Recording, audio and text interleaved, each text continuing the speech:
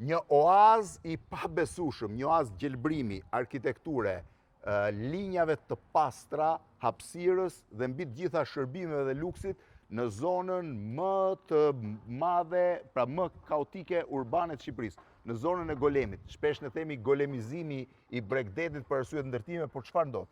Eksaktësisht në zemër të Golemit, një investitor ka ndërtuar kompleksin Sahel, i cili është një kompleks me standarde të distancave, të intensitetit, të gjelbërimit dhe gjithçka e tjetër jashtë standardeve shqiptare. Është absolutisht në standardet më të mira europiane. Dhe e dini pse? Sepse pronari nuk ndërtoi vilat që kishte parashikuar për shitje, e ktheu një pjesë në vend të 4 vilave, ndërtoi një zonë rekreative dhe përballë tyre 5 vila, të cilat nuk i shiti, po i mban sot për Airbnb. Andrea, kur ka nisur kompleksi? Atëherë kompleksi ka nisur rreth fundi vitit 2021-2022. Duke parë dhe kërkesën atëherë në atë kohë për turizëm, sapo kishte vazhduar dhe pjesa e pandemisë, menduam të bëjmë diçka të bukur, dinjitoze dhe këtë nuk e kuptoj. Çfarë është kjo? Shiheni çfarë mrekullie është mozaiku. Atëherë kjo është tapet guri, quhet stone carpet. Tapet guri. Tapet guri, kjo është bërë Këto janë gur, domethënë. Po, janë gur të thërmuar. Nuk është asfalt, janë gur. Janë gur të thërmuar dhe është bërë bashkë me rezinë. Domethënë, e gjitha kjo mozaiku është me rezinë dhe me tapet guri.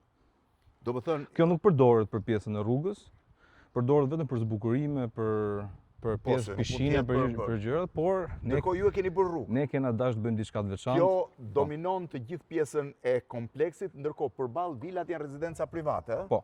Nuk kanë lidhje me. Ato janë rezidenca private, kryesisht njerëzit që e kanë marrë janë investitorë të huaj, investitorë të huaj. Po. Ka klient nga Shqipëria, nga Zvicra, po, ka njerëz. Cilët i kanë rezidenca tyre vinë dhe ata mund ta përdorin pjesën rekreative? Patjetër, kjo është e hapur për gjithë rezidencën. Por jo për të jashtëm. Po, për të jashtëm nuk mundet. Nuk mundet. Po ju këtu organizoni dhe evente? Patjetër, neve organizojmë dhe evente. Eventet normalisht duhet të jetë një standardi, domethënë që t'i përshtatet edhe ambientit këtu, duke qenë se kemi 5 vila, nuk dua që përshuesit të ndjejnë muzikën ose po edhe të mos ketë. Po, kështu që. Po gjelbrimi, si ka mundësi kaq fantastik? Gjelbrimi e kemi. Tani do t'ju tregoj pjesën e pishinës, ta shihni është i pabesueshëm. Investitori është shumë i fiksuar mas pjesës së gjelbrimit. Shiheni se si gjelbrimi. Gjelbrimi e transformon krejtësisht. Gjelbrimi e transformon krejtësisht rezidencën dhe po të shkoj në pjesën e këtejshme do ta kuptoni se sa ndryshim dhe çfarë pamje i jep. Blendi, një diçka, kompania që ka bërë pjesën e gjelbrimit erdhi dhe bënte gjëra bazike. Edhe neve vetëm i thoshim shto, ai vend të durt në kokë thoshte, çfarë po bëni më, shto. Shiheni se si është, kjo është pjesa duke hyrë te pishina. Mua kjo pjesë më pëlqeu jashtëzakonisht shumë që momentin e parë që e pash. Këtu janë bllokuar. Edhe kjo është një ishull gjelbrimi në mes, Po, kjo po. Sa vende ka pishina? Atëherë, këtu janë llogaritur 20 shezllone. 20 deri 25 që shërben kryesisht 5 vilave, po që i shërben, po. Me këtë ishull gjelbrimi më pas janë shezllonët të vendosur në distancë të ndryshme, aty duhet jetë banjat. Po, banja, po. Po kjo është pishina e fëmijëve. Kjo është pishina e fëmijëve. Kjo është pishina e fëmijëve. Kjo është pjesa e dushit të hapur, dushi i hapur që nga shumë i bukur. Po. Ta provoj njerë, mos ta bëj siç e bëra një që e hapa dhe më ram kohë.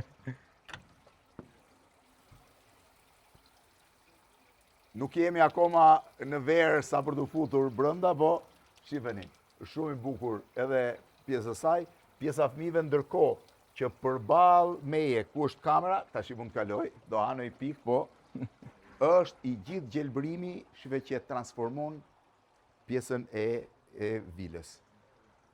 Është po bëj një ecje, në fakt doja të tregoja pjesën e barit që është më e bukura, por po eci deri në fund. Pra këtu janë 20 sa, kam përshtypjen duhet jenë më shumë persona me të që mund të vendosen. Po, llogaritë 20 sa shezllone, por kapaciteti është 40-50 persona. Është 40-50 persona. 40-50 persona, që po. Mund vi. Pjesa që mund frekuentojnë pjesën e pishinës. Llogaritet që në kushtet tona maksimale, por të ecin në harmoni, sepse duke qenë se edhe pushuesit kanë edhe pishinë sipër, mund të shfrytëzojnë dhe pishinën Po sipër. ekrani ishte shumë i bukur. Ekrani është marrë nga Franca, Po, është me përmasa 2x4 dhe jemi munduar shumë që të mos është të dalin. outdoor, ë? Po, është outdoor. Dhe jemi munduar shumë që të mos të duken, domethënë, pjesët e ndarjes, Ndarjes, siç po. është. Dhe këtë cilësie që ne kërkuam nuk Dhe e çfarë gjetëm dot vendosni në në ekran? Shqipëri. Po, ekrani më shumë të ambientit, muzikë, por do shërbej shumë për pjesën e eventeve. Do Pjesa shërbej shumë për pjesën e Më eventeve. e bukur, në fakt, do është pjesa e barit që do t'ju tregoj. E dini pse? Sepse bari është konceptuar dimror dhe veror në të njëjtën kohë dhe është nga baret më të bukur që kam parë. Ndoshta për arsye se është i vendosur në mes të gjelbrimit. Shihni pak gjelbrimin. Shihni, është e pabesueshme. Në qoftë se ti ulesh këtu, je me një det gjelbrimi nga të gjitha anët. Këtu nuk është çudi që gjelbrimi të ketë kushtuar sa gjithë investimi vet, kam përshtypjen. Ka shkuar shumë, Ka shkuar shumë, ë? ka shkuar shumë. Po pishina sa e madhe është e gjitha? Atëherë, pishina është diku tek 20 e sa metra e madhe. 20 e ca metra. Ndërkohë, është pjesa barit, tani do shihni që bari është pjesa më e bukur, shife, me banakun e vogël. Si e? Si kalon? Nga je? Nga Golemi? Shi, sa vjetë ke që punon këtu? 15 vjetë. Ky është bari, pra mund t'ulesh në banak, që është shumë interesant këtu, pastaj vazhdojmë. Kjo është pjesa vinotekës, ë? Po. Jemi munduar të përzgjedhim vera shqiptare, vera Po, italiane, shoh vera franceze. edhe franceze. Po. Tani, pse është më interesante? Sepse ky bar, me gjithë të ishullin e gjelbruar në mes dhe me abazhurin fantastik, është një bar i cili në pjesën dimrore të tij është i mbyllur. Pra ti qëndron këtu, po ta vini re, është i gjithë i veshur me xham, jashtë mund të jetë kohë e mirë, mund të jetë shi, ti rri brenda me vetrat xhami nga maja deri në poshtë. Pra nga dyshemeja në tavan, siç themi ne. Por çfarë ndodh?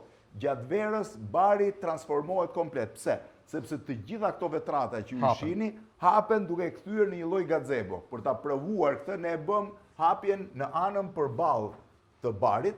Pra po të vini këtu dhe ta shihni, ky bar i cili në dimër është i mbyllur, në verë është i gjithi i hapur dhe kthehet në një lloj gazebo të madhe.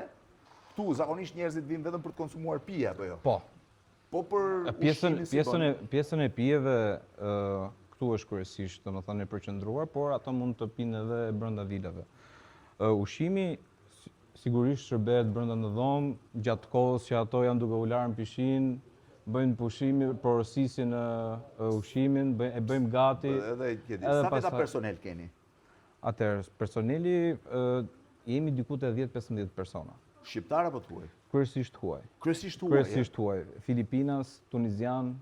Ashtu, po punojnë? Po punojnë. Dhe jetojnë këtu? Po, edhe më kam mësu Shqipen, pak a pak. Imagjino tani se do vinin Filipinas dhe Tunizian, golem, shumë vite më parë nuk pa bëte. Kur unë kam ardhur, herët e para, nuk flas, po mas viteve 90, kishte vetëm një restorant në maj të Kodrës, ishte i vetmi restorant që ekziston dhe sot është kthyer e gjitha në një zonë shërbimesh, përfshirë edhe këtë parajs në mes, pra një oaz në mes të bumit të ndërtime. Faleminderit, Andrea. Faleminderit.